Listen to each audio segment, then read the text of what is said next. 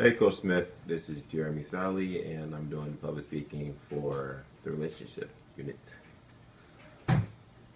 So what I did was I changed my order, so I did mine in the bottom one, which is Baby This Is Forever, as the first one. Okay. So the quote is, "When children need you the most during teenage years, they show it the least. This is the time you'll be told to fuck off by the unpleasant Kevin inside every tormented pubescent, and you will need to hold the batteries, decency, taste, and commitment through these perils." My refutation to that is the argument that teenagers do not show gratitude of listening to their parents during adolescence is inaccurate and generalized. Teenagers do believe that parental guidance is important when it comes to common teenage issues such as drinking and teenage pregnancy. According to the NPR radio study done in 2010 in the United States, shows that while parents didn't necessarily prevent their children from having a first drink, it does reduce the likelihood that children will go binge drinking. The parents who were open with their teenagers were less strict on their teens and more likely to refrain from excessive drinking. I do not believe that teenagers just do whatever is needed to piss off mommy and daddy off. Teenagers do listen to their parents because they believe that there is wisdom to be found in them. According to the National Campaign Organization, an organization dedicated to unplanned and teenage pregnancies, 70% of teenagers say that sexual activity would be easier to postpone if the parents were just more open about the subject. The subject will be easily lowering at a fast rate if the parents, like the author, would turn off the television and actually try to communicate with their children so they do not feel as if they have nothing to say with their child. Teenagers are willing to listen if they were told advice from someone trustworthy like their parents. It's the parent's job, however, to extend the invitation to the teenagers. Story number 2. Get your hand out of my pocket. A good one.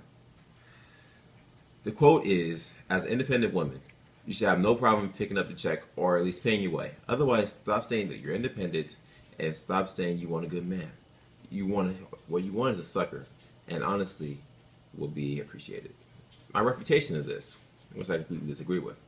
The idea that a woman is expected to pick up the tab or pay her way is considered a core concept if you want to have a successful relationship. Even though American women are becoming more independent as the decades go by, the traditional values of a male picking up the check has been proven not only to show happiness and longevity in a relationship, but sustain belief of financial stability by the woman. A study was done by Zeus.com, a very popular dating website.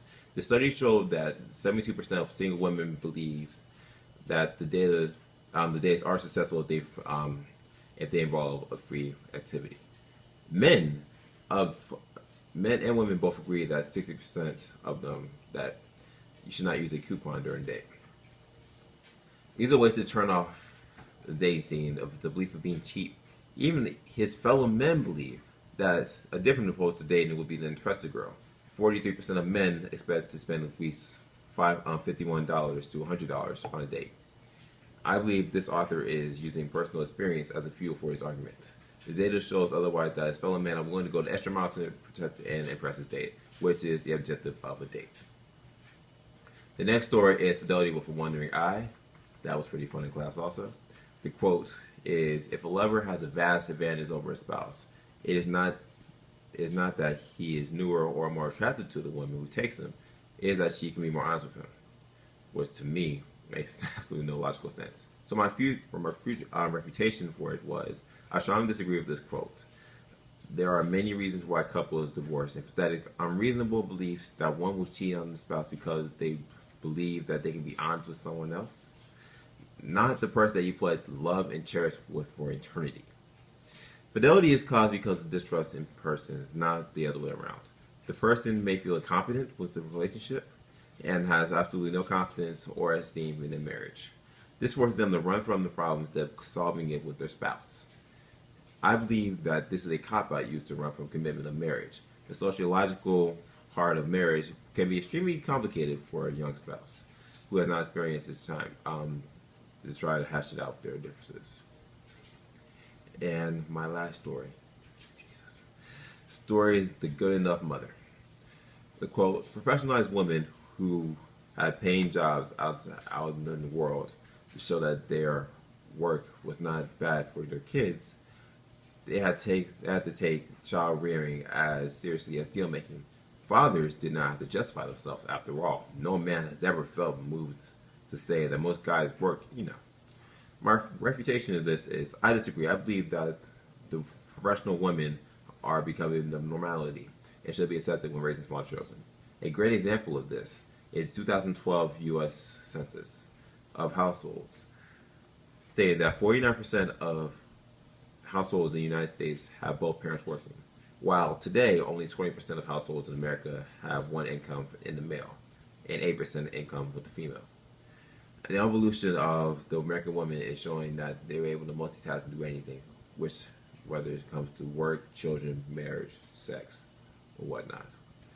I believe that this is a misunderstood concept between the professional woman and the children, and I believe that within decades to come, that this will be overturned. And I'm done. Go Canada.